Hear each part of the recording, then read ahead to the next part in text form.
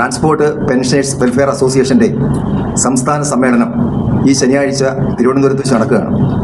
ഈ സമ്മേളനവുമായി ബന്ധപ്പെട്ടാണ് ഈ പത്രസമ്മേളനം നടത്തപ്പെടുന്നത്. ഒന്ന് പരിചയപ്പെടുത്താം. എൻ്റെ പേര് അനിൽ പടിക്കൽ. ഞാൻ സംഘടനയുടെ കൊല്ലം ജില്ലാ പ്രസിഡന്റും സംസ്ഥാന നിർവാഹക സമിതി അംഗവുമാണ്. സംഘടനയുടെ സംസ്ഥാന പ്രസിഡന്റ് ശ്രീ വിൻസെന്റ് MLA ആണ്. അദ്ദേഹം ഒരു പ്രോഗ്രാമിൽ മണ്ഡലത്തിലുള്ളതുകൊണ്ട് ഇന്ന് വരാൻ കഴിഞ്ഞിട്ടില്ല. സംഘടനയുടെ general secretary Shri VK Rajendran, അദ്ദേഹമാണ് സംഘടനയുടെ ജനറൽ സെക്രട്ടറി. സംസ്ഥാന സെക്രട്ടറി ശ്രീ മോഹൻ, അതുപോലെ തന്നെ സംസ്ഥാന നിർവാഹക സമിതി അംഗം ശ്രീ D പ്രസന്നൻ, ശ്രീ വിജയകുമാർ സംസ്ഥാന നിർവാഹക സമിതി അംഗം. സാർ വായിച്ചാൽ വായിക്കണം, അല്ല വായിക്കും.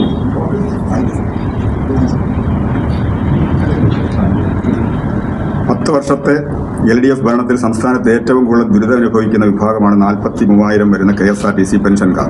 അതുകൊണ്ട് തന്നെ രാഷ്ട്രീയ നിലപാടുകൾ മറന്ന് കഴിഞ്ഞ നിയമസഭാ തെരഞ്ഞെടുപ്പിൽ KSRTC പെൻഷൻ കുടുംബങ്ങളിൽ നിന്നും UDFന് അനുകൂലമായി വിധിയെഴുത്തുണ്ടായി എന്നത് വസ്തുതയാണ്. LDF ഭരണത്തിൽ നിഷേധിക്കപ്പെട്ടതും കവർന്നെടുത്തതുമായ അവകാശങ്ങൾ UDF ഭരണത്തിൽ പുനഃസ്ഥാപിക്കപ്പെടും എന്ന ആശ്വാസത്തിലും വിശ്വാസത്തിലുമാണ് KSRTC പെൻഷൻകാർ. UDF പ്രകടനപത്രികയിലെ KSRTC പെൻഷൻകാരുടെ വിഷയങ്ങളിൽ ശാശ്വതമായ പരിഹാരം ഉറപ്പു നൽകിയിട്ടുമുണ്ട്. ഈ പശ്ചാത്തലത്തിലാണ് കോൺഗ്രസ് അനുകൂല പെൻഷൻ സംഘടനയായ ട്രാൻസ്പോർട്ട് പെൻഷനേഴ്സ് വെൽഫെയർ അസോസിയേഷന്റെ 13ാം സംസ്ഥാന സമ്മേളനം ജൂൺ 13 തിരുവനന്തപുരത്ത് നടക്കുന്നത്. LDF ഭരണത്തിൽ സമാനതകളില്ലാത്ത ദുരിതങ്ങളാണ് KSRTC പെൻഷൻകാർക്ക് നേരിടേണ്ടി വന്നത്. LDF ഭരണത്തിലെ 10 വർഷത്തിൽ ഒരു മാസം പോലും പെൻഷൻ കൃത്യമായി ലഭിച്ചിട്ടില്ല. മാസങ്ങളോളം പെൻഷൻ മുടങ്ങുകയും അത് ആത്മഹത്യയ്ക്ക് ഇടവരുത്തുകയും ചെയ്തിട്ടുണ്ട്. 2018 ഫെബ്രുവരി മുതൽ സഹകരണ സംഘങ്ങൾക്ക് പലിശ ഇനത്തിൽ 4-4.5 കോടിയോളം രൂപ പ്രതിമാസം പലിശയായി നൽകേണ്ടി വന്നത് മൊത്തം വരുമ്പോൾ ഏകദേശം 425 കോടിയിൽ പരം രൂപയാണ് ഇത്രയും വർഷം കൊണ്ട് പലിശ ഇനത്തിൽ നഷ്ടപ്പെട്ടിട്ടുള്ളത്. 2 രീതിയിൽ DR നൽകുന്ന പ്രാകൃതമായ നടപടിയും LDF ഭരണ സർക്കാരിൽ നിന്നും KSRTC പെൻഷൻകാർക്ക് അനുഭവിക്കേണ്ടി വന്നു. ഈ വിവേചനത്തിനെതിരെ 5/1/26 ഹൈക്കോടതിയിൽ നിന്നും അനുകൂലമായി ലഭിച്ച വിധി നടപ്പാക്കാത്തതിനെതിരെ ഉണ്ടായ കോട്ടലക്ഷ്യ ഹർജിയും ഇപ്പോഴും നിലനിൽക്കുകയാണ്.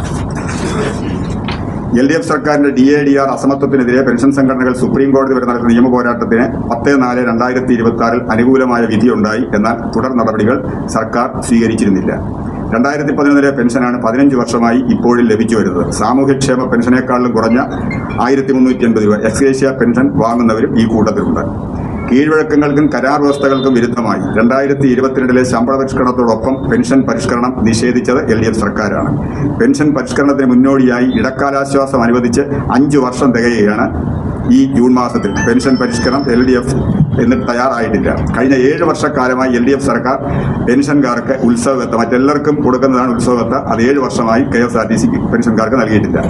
2016 ശമ്പള പരിഷ്കരണവും പെൻഷൻ പരിഷ്കരണവും LDF സർക്കാർ നടപ്പാക്കിയില്ല. നിലവിൽ 9ാം ശമ്പള പരിഷ്കരണ സ്കെയിലിന്റെ, അതായത് 2011 9ാം ശമ്പള പരിഷ്കരണ കമ്മീഷൻ, അതിന്റെ 115% DR ആണ് ഇപ്പോൾ കുടിശ്ശികയായിട്ടുള്ളത്. 2022 ശേഷം പെൻഷനായവർക്ക് PF ഉൾപ്പെടെയുള്ള യാതൊരുവിധ ആനുകൂല്യങ്ങളും സമയബന്ധിതമായി നൽകുന്നില്ല. മേൽപ്പറഞ്ഞ പ്രകാരം KSRTC പെൻഷൻകാർക്ക് LDF സമ്മാനിച്ച അവകാശ നിഷേധങ്ങളുടെ 10 വർഷം നീണ്ട ഇരുണ്ട കാലഘട്ടമായിരുന്നു. 2026 ജൂൺ 13 ട്രാൻസ്പോർട്ട് പെൻഷനേഴ്സ് വെൽഫെയർ അസോസിയേഷന്റെ 13ാം സംസ്ഥാന സമ്മേളനത്തിൽ KSRTC പെൻഷൻകാർ അഭിമുഖീകരിക്കുന്ന എല്ലാ വിഷയങ്ങളും സമഗ്രമായി ചർച്ച ചെയ്യപ്പെടുകയും രാഷ്ട്രീയമായ ഇടപെടലുകൾ നടത്തി KSRTC പെൻഷൻകാരുടെ വിഷയത്തിൽ സമയബന്ധിതമായ ശാശ്വത പരിഹാരത്തിന് സംഘടന നേതൃത്വം നൽകും. അതിനാണ് ഇത്തരമൊരു പത്രസമ്മേളനം. അപ്പോൾ അതിൽ പങ്കെടുക്കുന്നത് ഞാൻ നേരത്തെ പറഞ്ഞ പോലെ ഞാൻ general secretary VK Rajendran, Shri Anil Padikkal Kollam ജില്ലാ പ്രസിഡന്റ്, സംസ്ഥാന vice president Shri A Mohanan, സംസ്ഥാന ഓർഗനൈസ് സെക്രട്ടറി ശ്രീ പ്രസന്നകുമാർ, സംസ്ഥാന നിർവാഹക സമിതി അംഗം ശ്രീ വിജയകുമാർ, ഇത്രയും പേരാണ്.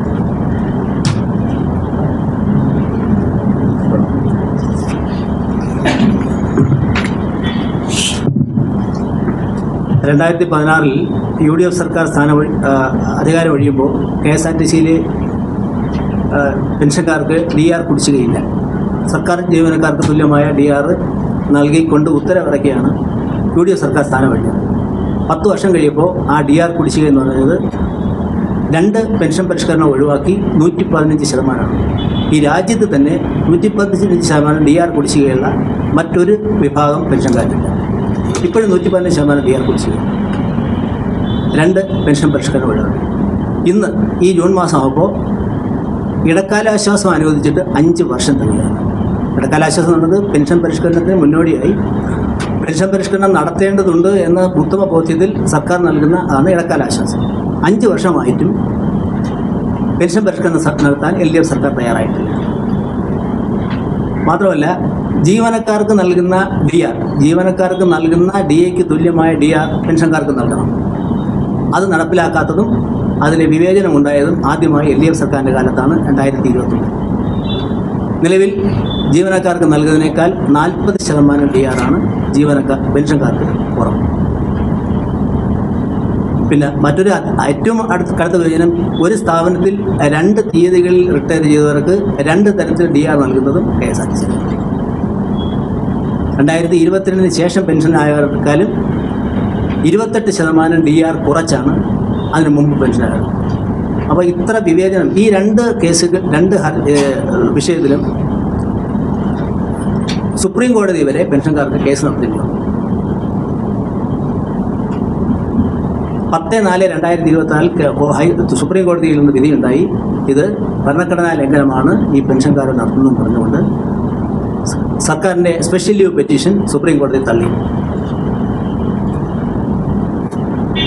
പെൻഷൻകാർക്ക് 2 തരത്തിൽ ഒരേ സ്ഥാപനത്തിൽ നിന്ന് റിട്ടയർ ചെയ്തവർക്ക് 2 തരത്തിൽ DR നൽകുന്നത് സംബന്ധിച്ച് കേരള ഹൈക്കോടതിയിൽ നിന്നും 5/1/2006 വിധിയുണ്ടായി. അത് കണ്ടംപ്റ്റ് ആയിരിക്കുക. അപ്പോൾ ഇത്രയും വിവേചനം LDF സർക്കാരിൽ നിന്നും ഉണ്ടായ സാഹചര്യത്തിൽ പുതിയ സർക്കാരിൽ നിന്നും വളരെ ഒരു പ്രതീക്ഷയാണ് പെൻഷൻകാർ പ്രതീക്ഷിക്കുന്നത്. ഈ UDFിൻ്റെ പ്രകടന പത്രികയിലെ KSRTCയുടെ പെൻഷൻകാരുടെ വിഷയങ്ങൾ സമഗ്രമായി പരിശോധിക്കും, പരിഹരിക്കുമെന്ന് നമുക്ക് ഉറപ്പ് വന്നിട്ടുണ്ട്. ആ പശ്ചാത്തലത്തിലാണ് സംസ്ഥാന സമ്മേളനം നടക്കുന്നത്. 40,000 പെൻഷൻകാരും വളരെ പ്രതീക്ഷയോടുകൂടിയാണ് ഈ സമ്മേളനത്തെ നോക്കിക്കാണുന്നത്. ബഹുമാനപ്പെട്ട നമ്മുടെ വകുപ്പ് മന്ത്രിയാണ് സമ്മേളനം ഉദ്ഘാടനം ചെയ്യുന്നത്.